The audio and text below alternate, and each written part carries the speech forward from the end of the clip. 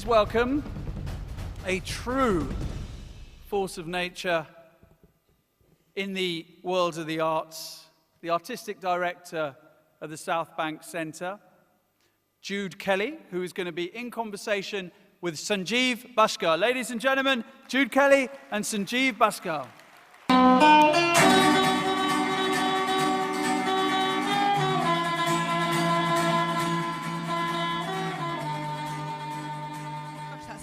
Sounds like music to a Western. Indian wedding, actually. I just want to say that the Bollywood brass band who were on at the beginning, I thought were just fantastic. They were, yeah. And I just remember, give them a round of applause, because they were great and great fun. And it reminded me of going to weddings in India, except the Bollywood brass band were just in tune. Apart from that, it was spot on. So. We've known each other a very long time, I should say this. 25 years, maybe, thinking about it. Since goodness gracious me and onwards from there. And one of the things that is always a sign of maturity is just the ability to not only have the stamina and endurance to stay in the business, but then also to look at the business as a whole thing and work out how you apply all your talents. And I just wanted to talk about that to begin with, which is actually you as a creative force, because you've done now an enormous number of different things, haven't you? You've acted, you've directed, you've written music, you're producing, and this kind of idea of being a polymath in show business, sometimes it's quite a challenge, because people like you to be one thing. They like you to, be an actor or be a writer. So what's made you decide to be such a diversification figure yourself? Never mind being Asian, just diversity of your talent. Well, that's very kind of you to even apply the word talent to them. I don't think I'm particularly good at any of them, but I love to have a go. And I think for me it was actually just survival at the beginning, because I came into this kind of untrained and in my 30s. Amit Roy was talking about at the beginning about his A-levels. Mine were pure and applied maths, physics and economics. And my son, when I told him, who's 10, he just looked at me and said, "You what?" And which shows how much faith he has in my mathematical ability. But coming into it, I just thought, I'm not going to be able to compete with people who've got so much more experience than I have. But I knew at the very core I loved to be creative, and so it was, what can I turn my creativity to? Is it just one thing, and is it more than one thing? So I think it was that really, in terms of attempting to be a polymath. I think actually for me it worked out well, because it meant that I also tried to understand how the industry works as well. I mean, everybody hits glass ceilings, and I think that because of the color of your skin, you hit a glass ceiling. Because of your gender, you hit a glass ceiling. If you're brown and a woman, the glass ceiling is even lower. And, you can either wait for a handout, which may never come, or you can try to do something about it yourself. And I suppose that's what I figured. I had nothing to lose. Okay, so this idea that necessity is the sort of mother of invention, and therefore you end up doing lots of different things. But it's put you in a very unique position, actually, because this idea of knowing the industry inside out and from lots of different areas means that you can now see what power could be drawn from this community in terms of the creative economy. Because as Ed Vasey said, the creative economy is massive. It isn't just about, like, I'd like to be a dancer, I'd like to be an actor, mum. I mean, this is about joining now a really significant part of the British economy, isn't it? Absolutely. Do you know what? This is the thing. I think that the arguments about access to the arts, I find really, really myopic, which is that there is this feeling that, if people support the arts, that what we're going to produce is a whole bunch of actors and singers and dancers, and that's not the case. Every kind of innovation has come from that creative side of our brain. And, the engineers build stuff. Innovators are creative.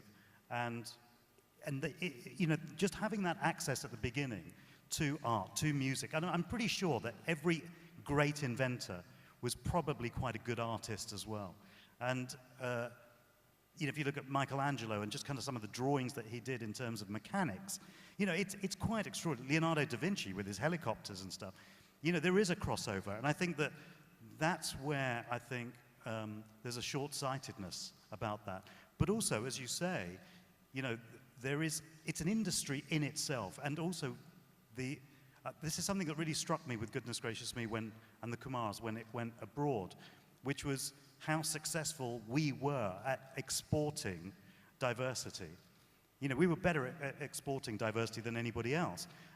And that all feeds back into the economy. And even though, you know, people may not become actors or writers, which is in itself feeds the economy, they may go on to something else but use that creativity and take it with them. Well, I think that's one of the things that we need to keep pushing in the education system, that the arts in education help children of all backgrounds, and particularly of marginalised backgrounds, to use creativity and feel that they could realise their potential. I mean, it's very interesting listening to all the stories of people saying, oh, my dad said I should be a doctor, my dad said I should be an accountant. I mean, my family are Irish and German, believe it or not.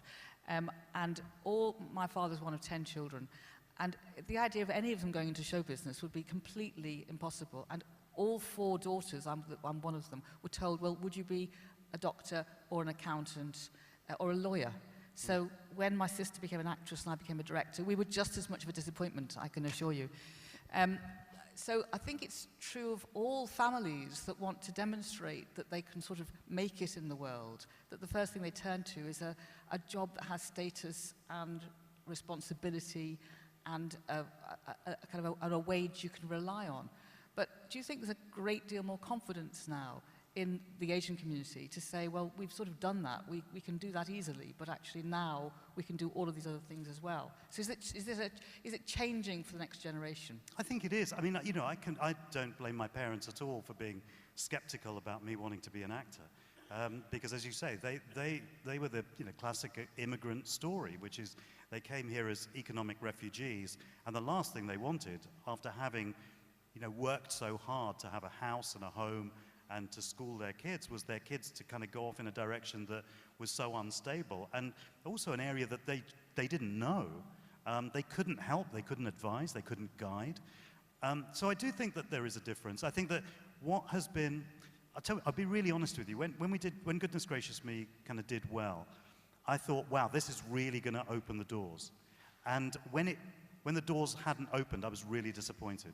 So I just thought this will be the chance for people to come in and act and write and direct and produce, and you know, and it kind of didn't. And I kind of realized over time it wasn't because there wasn't a lack of talent or ability. It was about a lack of opportunity.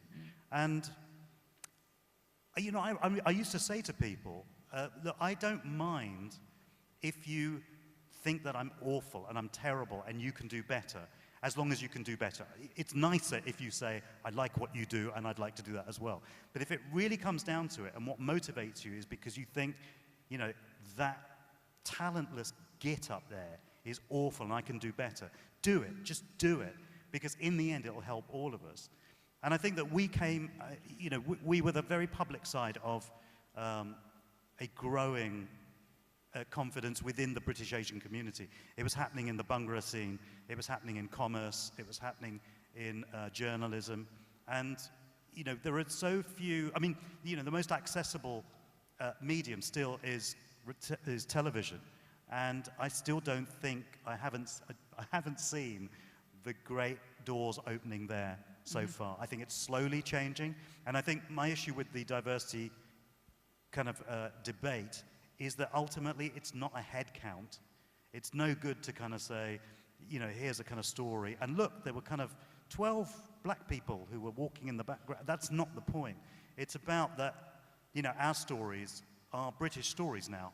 And, you know, the right-wing detractors, they can like it or lump it. It just is. And so until we all own all of our stories, it can't really shift on, because it will be marginalized by someone who thinks that our stories are the other.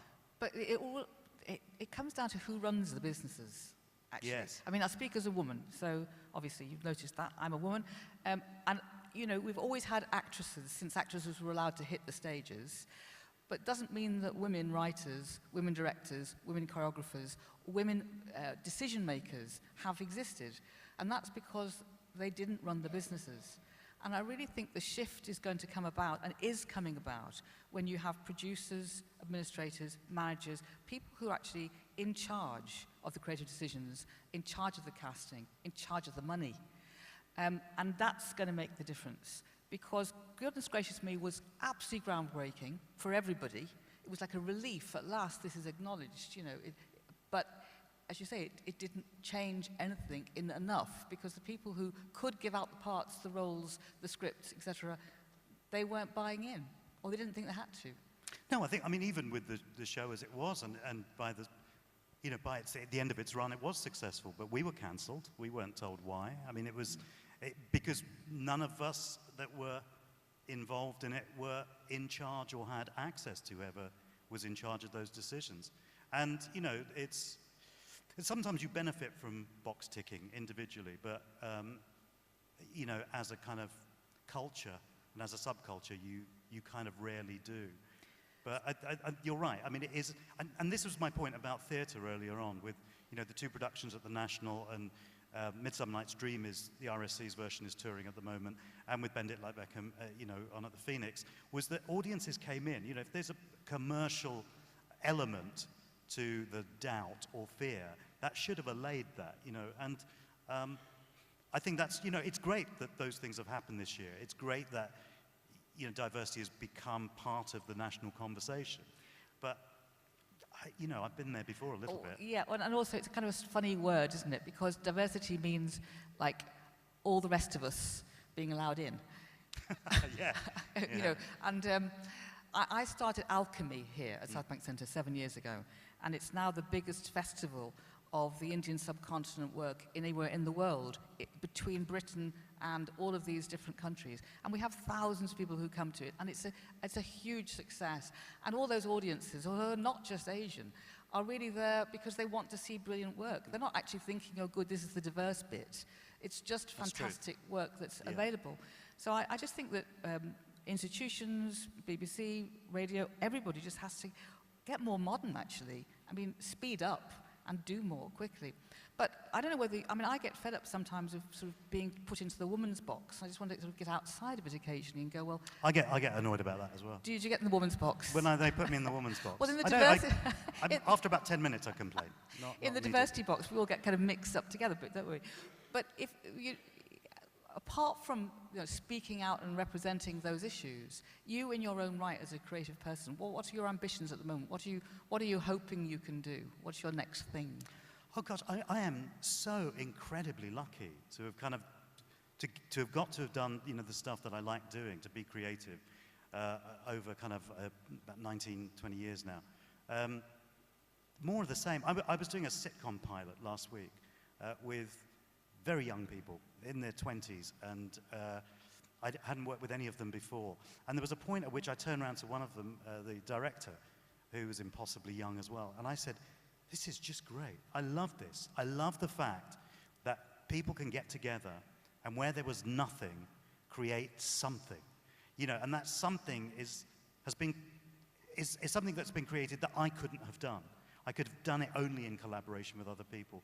And I love that process. And so whether it has been, you know, a little bit of directing, and certainly I've done more drama stuff over the last couple of years, and that's been great as well, because I've just been learning more. But you know, I don't care if you're 10 years old or you're 100 years old. If you're creative, suddenly you speak the same language, and that's really exciting to be around. So yeah, more of that. Is this a sitcom that you've devised, written, starring in? No, I was just brought in as an actor. And in fact, someone else dropped out. I wasn't even first choice. And it was still being part of it is just great. But that's how it goes, isn't it? I mean, that's the interesting thing. I know that, you know, Mira and you have been on this long journey from Goodness Gracious Me, both personally and professionally. I mean, you're both now seen as national treasures. But I think it's fair to say that you can never know that you're going to stay in work unless you can control the industry yourself. So I'm personally looking forward to you both running the British film industry, the British television industry, British radio industry, anything you can get your hands on, frankly. Well, let's see how the Remain and Brexit things goes. We'll just run the country. Okay. I think that's a good idea. Thank you very much, Sanjeev. Thank you.